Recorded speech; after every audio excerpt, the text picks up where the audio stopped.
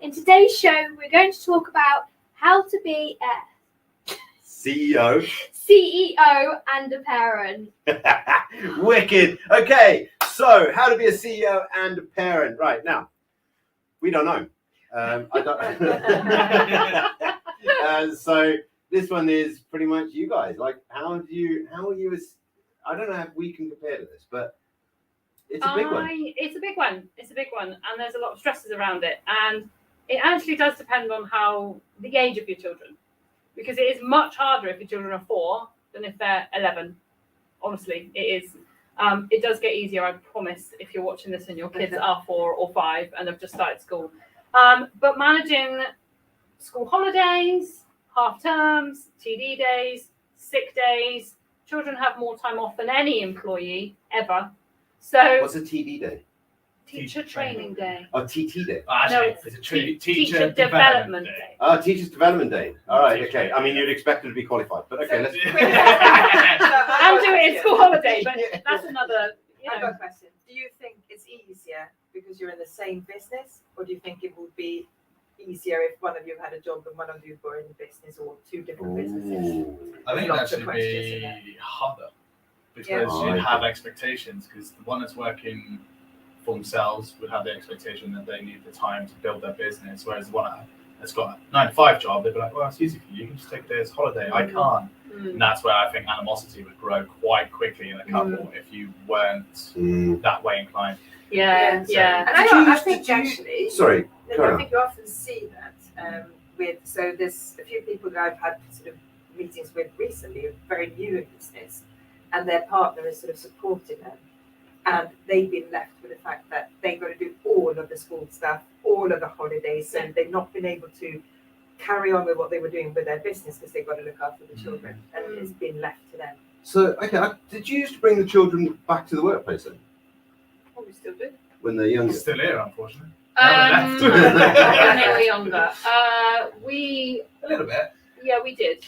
We always have. Probably not until they were a little bit older though, as well. We've only been in business 8 years. The kids are 11. So when they were really little, no, because I was actually. Well, we were working from home anyway. Yeah, we were. But then we were working multiple jobs. So Dee was working for somebody, I was working for somebody, and we used to run Black Nova in the evenings. Oh wow! And Okay. on the weekends, we were doing 18-hour shifts quite regularly. That was a huge strain on obviously family life, because obviously we were doing our day-to-day jobs, coming home, then doing the evening job, which was Black Nova, and then also trying to cater for kids, which was feed them, water them, bath them. Obviously, they're a little bit more needy, shall we say, when they're younger. So you do a little bit more, and that was hard shifts. No, that what you just said is going to make so much sense to a lot of parents out there. I think give yourself a break is probably the best advice. Like, if you are trying to run a business and you have younger children, just give yourself a break. Like, stress less. If they don't eat lunch, if they don't eat the food you put in front of them, they are going to survive. Like, they're going to be okay. Don't make a big deal out of meals. Don't make a big deal out of, pick your battles. When you have to leave the house, that's a battle that you have to have because you have to leave the house. But pick your battles. Don't stress over whether they've eaten that last piece of sweet corn or whether they're going to, I don't know, I can't think of another example. What's another example? But there's a lot of things out there that parents feel like they have to do, isn't it?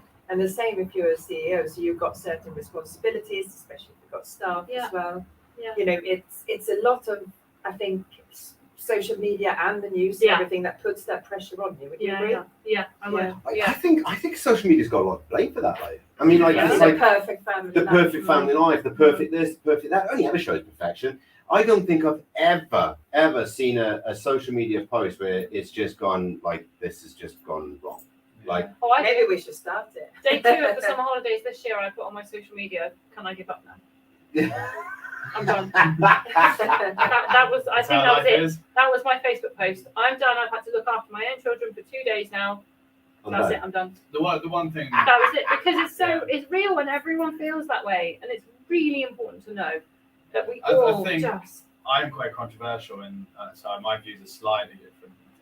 Like mine is like you can still work in your business when you've got kids, and you can still prioritize the business. Obviously, family comes first, but you can still prioritize your business, because loads of people go, all business owners do is they just forget about their kids. You don't have to forget about them. You can still do family, but like Dee said, you can take away some of those worries. You don't have to make sure that they've eaten that single bit. Take a little bit of pressure away, because everybody's like, well, you're building your business, you're not caring about the kids. Who just think gets the business at the end of it? If you're not selling it, hopefully my kids are going to take over my business. So actually, I'm building their entire future for them. Or even if we sell it, it's an inheritance for them. So I'm giving them a life that's coming forward. A lot of people that used to look at people that were business owners and go, you don't care about your kids because you're too busy doing Actually, business. it comes into a lot of things that you don't care about anything else, which is again why it's so important to socialize with other business owners and realize that that is okay. Yeah. Well, birds of a feather flock together, don't they? And that's a term that I've often used. So, okay, so do you think you've had to sacrifice anything? We have over the years. Yeah. We've sacrificed probably quite a lot over the first years. Like we did in the last episodes with stuff we're saying about like money. We don't take proper salary until like we have year 8. Yeah. It take a long time. That's a big sacrifice, because that's money that should technically be in their pocket as well. You should be going off to do a holiday, taking them to the beach or something, and when you haven't got, you're taking bare minimum and you're only just paying your bills, it's quite difficult to take your kids away as well. That guilt kicks in. That guilt kicks in, because you start thinking, oh, mate, boy down the road that's got a full-time job, he's taking his kids to Disneyland next month. I can't afford to do that. Well, I could, but then the business suffers. Yeah. So which one do I do? And that's the hard struggle with being a CEO and being in family. Yeah. I Which think one as do you being balance? a parent, you sacrifice a lot. So then you put a business on top of that, you sacrifice even more. The sacrifice is, it's a bit of a negative word, isn't it? You're actually, really what you're doing is some things you're postponing and some things you're just prioritizing over the other. Yeah. You don't It does That's come a on to good my next word, question, actually, because do you think that with you guys having the business, and you've now got 2 teenagers, effectively, I mean, they're 11, right? But They're not, definitely Preteen. teenagers. they're not, yeah, you know, I mean, I've met Preteen. Zoe, she's 11 going on 19. 20 something. Yeah. But do you think that you've been able to teach her some real value around things like money, value on that sort of I'm stuff? hoping so. I mean, I don't know what traits I bring to the table, but hey, I just turn up and do my job. But for example, like she's running this bracelet job on her own. She's doing this company, and she's wearing them. She's selling. She's making it. She's doing an entrepreneur role already. But she's doing that on her own cuff. She's worked out her profit and loss for bracelets and stuff like that. She's worked out how much she needs to make, how much she's going to lose, what materials she needs and stuff like that. You tell me which school teaches you that in day one. Schools don't even teach you how to pay council tax, let alone anything. I know, and I've got a 11-year-old there that's running basically a multi-million-pound company quite happily when she's further enough along. Yeah. She's got the stepping stones already to get that going. I think from us running a business, we funded the initial, I want this for my birthday. Okay, but here's all your stuff. Ever since that, she's earned enough to buy her own next thing and her own next thing and her own next thing. So it's all self-funded now. So now if you take that, that's like having a loan. There's your business loan. She's then paid it back. Now she's making enough to cover her profit to be able to buy the next set of materials. So she's learned life skills that probably none of us learned until we were in adulthood going, oh crap, I've done that wrong. They've and they've doubled in price. When she first started making them, they were £1 each, and now they're £2 each, because she's realised that to be able to grow and get bigger, and for her to fund the next thing, she needs to actually earn more. And I honestly do think that they are the skills that your kids see. I've not taught her any of that stuff. It's just that I've spoken about it. This week, yes, it's payday for the staff, but actually, we've made a big sale today, so let's go and treat ourselves and get some Haribo, out of the profit. She knows how to be big. yeah. But, and it's just talking to the kids. It's being open about money with the kids. It's not, oh my God, I can't. Oh my God, I can't. There is an endless supply of money, right? There is. It's not necessarily all for you, but there is. And so I don't like the whole, there's a real lack of money mindset.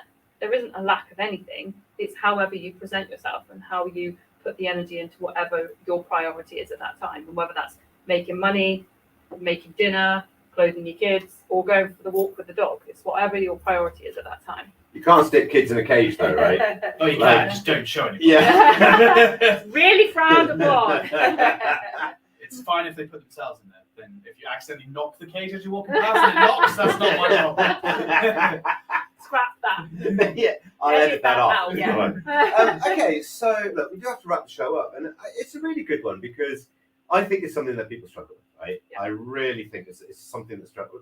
We work with thousands of businesses, and that is quite often the bit that people struggle with the most, right? And especially this time of the year, you know, when it's change of schooling or change of term or change of circumstances or college and university and all the rest of it, parents then start to feel that tension that they wouldn't necessarily feel if they were in full-time employment.